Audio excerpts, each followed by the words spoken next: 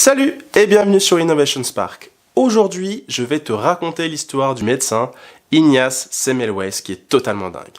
Elle est dingue car c'est une des rares histoires d'innovation où il est question de vie ou de mort, que la preuve d'innovation est totalement irréfutable et malgré tout ça, ça a mal se passé pour lui. Ah merde, c'est moi ou je viens de spoiler la fin là? Bon, vous n'avez rien entendu, c'est pas comme si je vous avais dit qu'à la fin de Game of Thrones, le personnage d'Emilia Clarke disparaissait. Bon, revenons à nos moutons. Ignaz est un médecin d'origine hongroise du 19e siècle qui fit l'essentiel de sa carrière à l'hôpital de Vienne en Autriche. En 1843, le taux de mortalité dans le service de natalité est hyper élevé. En gros, une femme sur 5 meurt quelques jours après avoir accouché d'une fièvre qu'on appelle la fièvre puerpérale.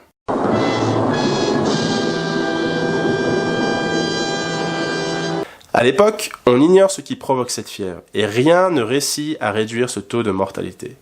Et pourtant, Ignaz trouve la solution par hasard en 1846.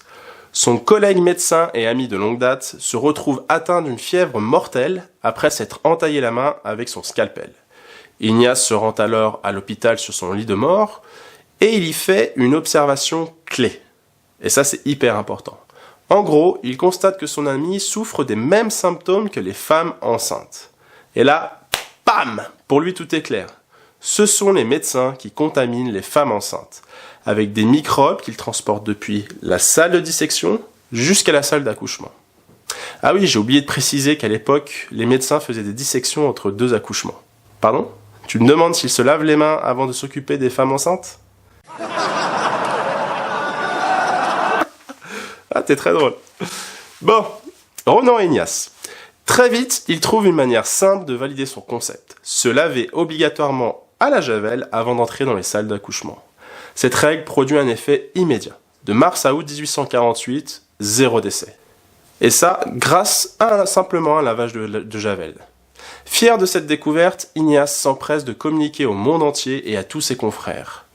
Malgré les preuves existantes, son innovation fut complètement saccagée par l'esprit conservateur de l'époque. Car pour le corps médical, à l'époque, l'idée d'Ignaz est une provocation. Le médecin est là pour sauver des vies. C'est donc impossible qu'il puisse donner la mort à son patient. Et à l'époque, la salissure est l'expression visible du niveau du médecin. En gros, plus tu es dégueulasse et crade, plus tu es un bon médecin. Voilà. Pardon. Au final, l'idée de se laver les mains à la javel ne passe pas. Ignaz est radié du corps médical, attaqué et discrédité à cause de ses origines hongroises.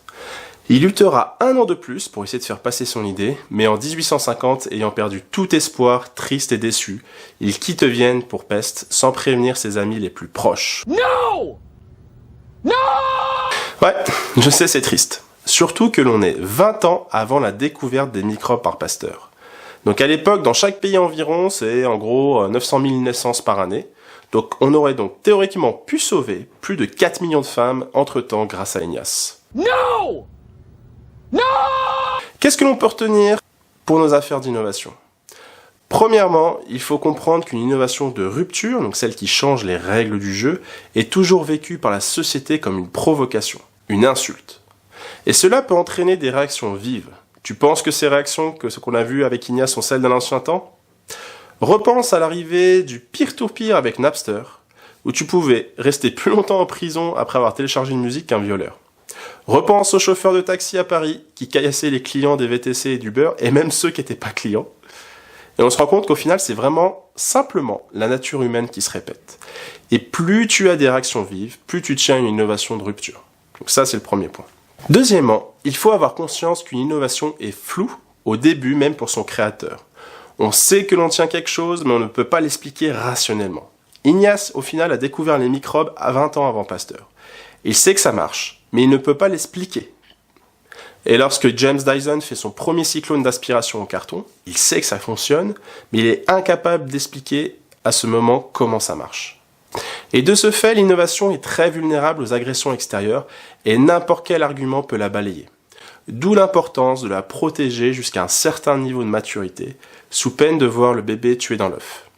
J'espère que cette vidéo t'a plu. Si c'est le cas, soutiens-nous sur YouTube en t'abonnant à notre chaîne. C'est gratuit et ça nous aide à grandir énormément notre communauté d'innovateurs.